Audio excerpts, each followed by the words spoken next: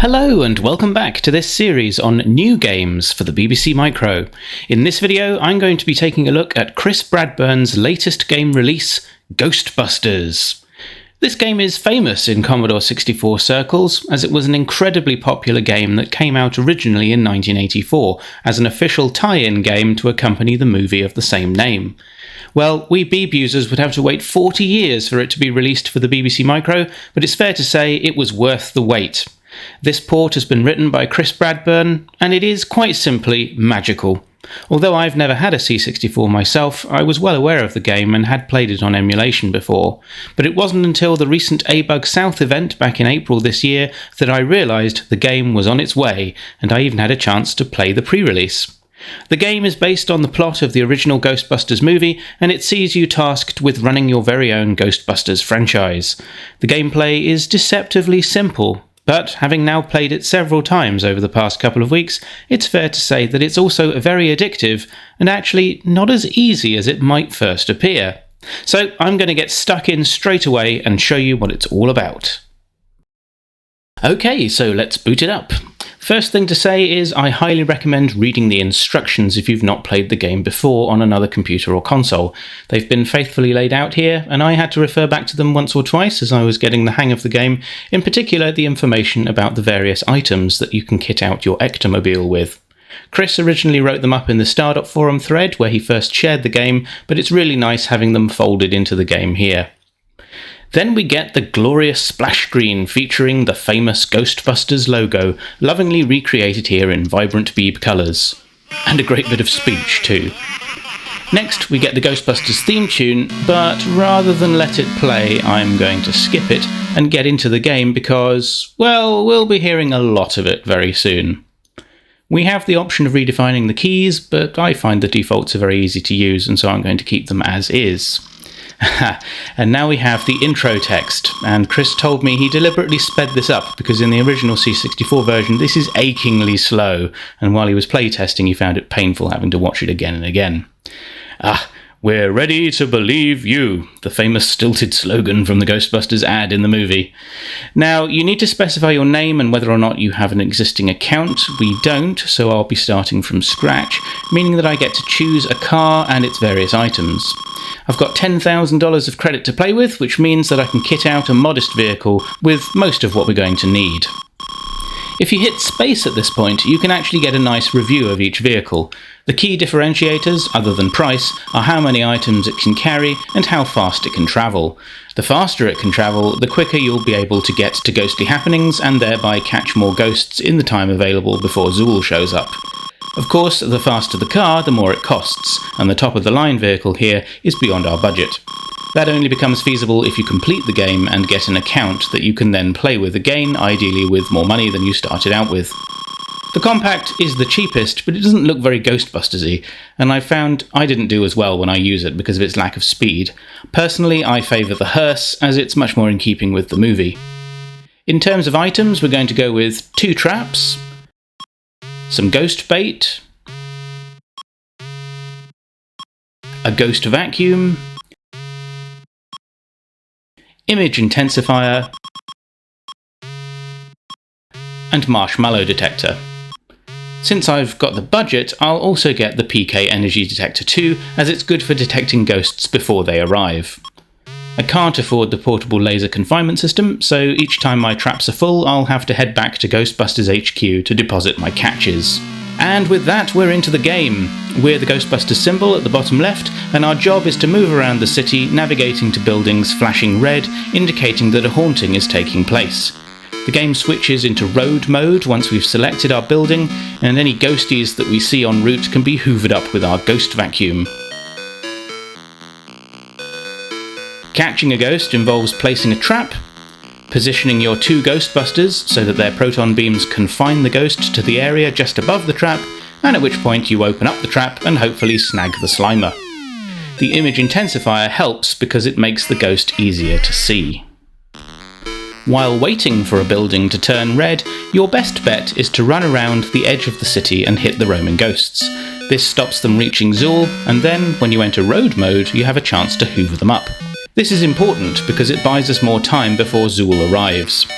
For each ghost that makes it to Zul's temple in the centre of the map, the PK level jumps by 100, and when it reaches 9,999, Zul will descend, and we enter the end game. The key is to avoid that for as long as possible, so that we can earn more money by successfully trapping as many ghosts as we can. It's best not to spend too much time weaving around the city map, however, as it will lead to a longer time spent in road mode, during which the PK level continues to rise. Another advantage of doing a loop around the city is that with the PK energy detector, you can spot buildings that are due to be haunted. They'll flash magenta. If you're lucky, the ghost will have arrived by the time that you do, but if you're too quick, the ghost may not have manifest, and you waste time wandering past the building without really achieving anything. That's the basic premise of the game.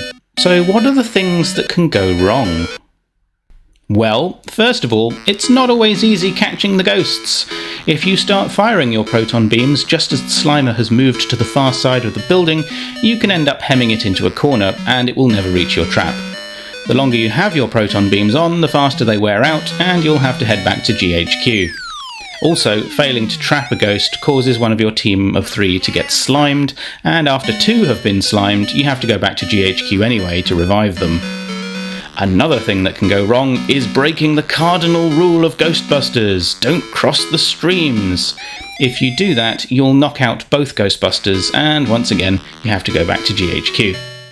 Each trip back to HQ wastes time, and this is another reason why it's worth having more than one trap in your arsenal, because it means you can nab multiple Slimers before having to return to GHQ. Another major threat in the game is the infamous Marshmallow Man. If he shows up unawares, he can do serious damage, and the mayor will fine you $4,000 for failing to do anything about it. This can almost wipe out your credit advantage, and if Zul shows up and you have less than $10,000 in your account, you automatically lose the game.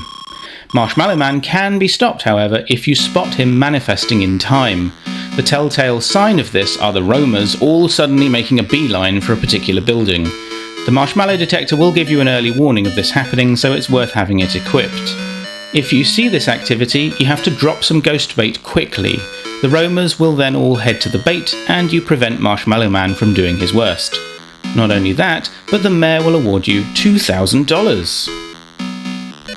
As the city's PK levels increase, the game gets steadily more challenging as hauntings happen more and more frequently. It can be hard to get to each building in time, and all the while the roamers will make their way to Zul's temple at a faster and faster pace. When the level does reach 9,999, then, assuming your account has made more money than you started with, you will have an opportunity to sneak some Ghostbusters into the building. But you have to dodge Marshmallow Man to do this.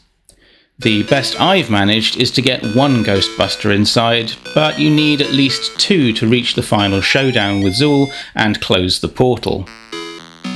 Well, that's the gameplay, but what of the game itself? I think the first thing to remark on is just how stunning it looks. Chris has done a first-rate job with the graphics, creating some genuinely great sprites, and in particular the road mode with its big chunky car. Each building is distinctive, and the animation of Ghostbusters, proton beams and Slimers are all excellent. Personally, although the colour scheme is distinctively Beeb-like, I much prefer it to the slightly grey and washed out look of the original C64 game. Chris has actually provided a palette for Video Nula users, so if you do want to play it with the colours more closely resembling the C64 version, you can, but for me, I like my big, bright, vibrant Beeb colours just as they are. The eponymous Ghostbusters theme sounds fantastic, of course, and is bound to get lodged in your head after you've played the game for a while. Plus, those little snippets of speech are just outstanding. I love the victorious "Ghostbusters!" when you trap a ghost, as well as the "He slimed me!" when you fail. The whole game just plays incredibly well, and the relentless hunt for ghosts against the clock makes it surprisingly immersive. I found that when I start playing, I don't want to even stop, not even to pause. You can't let your eye off the screen even in road mode, as you need to watch out for ghosts to hoover up. And obviously the greatest joy is successfully trapping a Slimer. That never gets old. The added threat of Marshmallow Man means that you can never entirely relax, and the desire to build up a sizable wedge of money to potentially play again with a better car and better kit means that the game will keep you coming back for more. It's fair to say that movie tie-ins, particularly in the 8-bit era, didn't always have the best reputation. Think of Predator, for example, which I've reviewed on this channel, or indeed the infamous E.T. game on the Atari. Ghostbusters, however, bucks that trend, and this version for the Beeb is an absolute joy. So whether you've played the C64 version before or are completely new to the game, I urge you to head over to the complete BBC Micro Games archive and get a hold of this game. It's the latest game to be released for the Beeb in 2024, and it's absolute magic. A big thank you from me to Chris Bradburne for making this. Now all that remains is to see if I can finally get one more Ghostbuster into Zool's temple. But for now, I hope you've enjoyed this initial look at Ghostbusters for the BBC Micro, and that you'll join me for the next video in this series on new games and homebrews for Acorn machines. Until then, goodbye!